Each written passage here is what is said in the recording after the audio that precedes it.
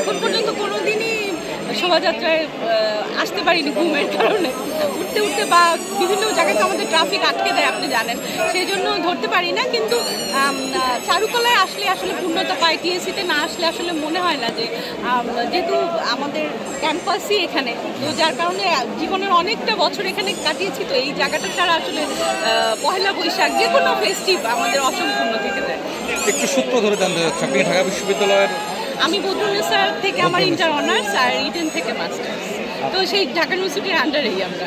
আপনি লেট করে যদিও আসতেন বললেন, কিন্তু তারপরেও তো মানে এই বৈশাখ উপলক্ষে আসা হয়। হ্যাঁ অবশ্যই। এই বৈশাখের আনন্দ, বাঙালির আনন্দটা কেমন লাগে? আমার কাছে বিশ্বাস করেন, দুইটাই ঈদের চেয়েও আমি সারা জীবন আমি আমার পরিবার আমরা বৈশাখটাকে খুব মানে অপেক্ষা করি। গত কয়েক বছর তো বৈশাখ সেভাবে পাইনি, কারণ হচ্ছে রোজা ছিল, যার কারণে খুব মনে হতো পয়লা বৈশাখটা আমরা ওইভাবে পালন করতে পারলাম না। এই যে মানে সব ধর্মের মানুষ আমরা এক হয়ে যাই মিলেমিশে, এটা যে কি একটা আনন্দ, এটা আসলে বলে বোঝানো যাবে। আচ্ছা, এইবার আমরা বিশেষভাবে যে জিনিসটা লক্ষ্য করেছি যে সমতল এবং পাহাড়ি মিলে প্রায় 28 আপনার জাতিগোষ্ঠী এই শোভাযাত্রা অংশগ্রহণ করেছে। সকলের ঐক্যবদ্ধ প্রচেষ্টা এমন একটি শোভাযাত্রা, কেমন লাগে আর কি বিষয়টি? এটা আমার ভালো লেগেছে এবং আমার ফোনে এসএমএসও এসছে যে পাহাড়ি নৃগোষ্ঠী যারা আছে ওদের যেটা বৈষ্ণবী যে আয়োজনটা হয় বৈশাখের আগের দিন, ওটা আমি অনেক আগে বাংলাদেশ টেলিভিশনে বিজু উৎসব নিয়ে একটা নাটক করেছিলাম। তো সেই নাটকটা নাম ছিল সংকট, এবং ওদের যে কালচারটা এটা আসলে ওইখানে না গেলে বোঝা যায় না যে ওরা কতটা আনন্দ করে।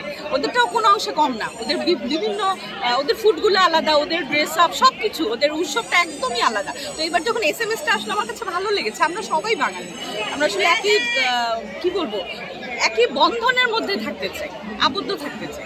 বৈশাখের যে রং, এই যে বর্ণিল ছটা, মানুষের মধ্যে আনন্দ, তার পোশাকে আনন্দ, কেমন লাগে সার্বিক আনন্দটা দেখতে? রং দেখতে অনেক ভালো লাগে। আমি আসলে খুব রঙিন থাকতে ভালোবাসি, রং দেখতেই ভালো লাগে এবং মনে হয় যে এই রংটা আমাদের মনে ছড়িয়ে পড়ে, এই আনন্দ সারা বছর আমরা ক্যারি করি। যাতে আপনি দেখেন এই পেছনেই বিভিন্ন জাতি গোষ্ঠী সবাই আছে, দেখতে কি যে ভালো লাগে এটা আসলে বলে বোঝানো যাবে না।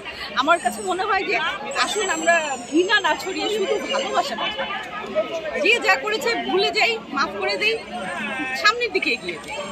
নতুন করে আসলে আমরা বলি যে 5 আগস্টের পর নতুন বাংলাদেশ, সেই বাংলাদেশ আপনি প্রতিবারই প্রায় বৈশাখে এখানে এসেছেন, উদযাপন করেছেন। এবারের সাথে কোনো পার্থক্য লক্ষ্য করছেন? জানি না কেন মানুষ খুব কম লাগছে। এই জায়গাটা আমি দাঁড়াতে জীবনেও ঢুকতে পারি না, আজকে আমি ঢুকতে পেরেছি। তা আমার কাছে এটা কেন এটা হয়েছে আমি জানি না, কিন্তু মানুষ কম, সমাগম কম। মানুষের কি মনে কোনো ভয় বা শঙ্কা কিছু কিনা আমি জানি না, কিন্তু কেন কম এটা আমি বুঝতে পারছি। আচ্ছা, একটু প্রতিকৃতির প্রসঙ্গে আসি। স্বৈরাচারের প্রতিকৃতি দুদিন আগে পুরানো হলো, আবার একদিনের মধ্যে তৈরি করা হলো, সেটা নিয়ে আজকে আনন্দ শোভাযাত্রা হলো। আপনি প্রতিকৃতি দেখেছেন কিনা, কতটুকু ভয়ঙ্কর? আমি দেখিনি, আমি শুনেছি, আমি দেখিনি। আমি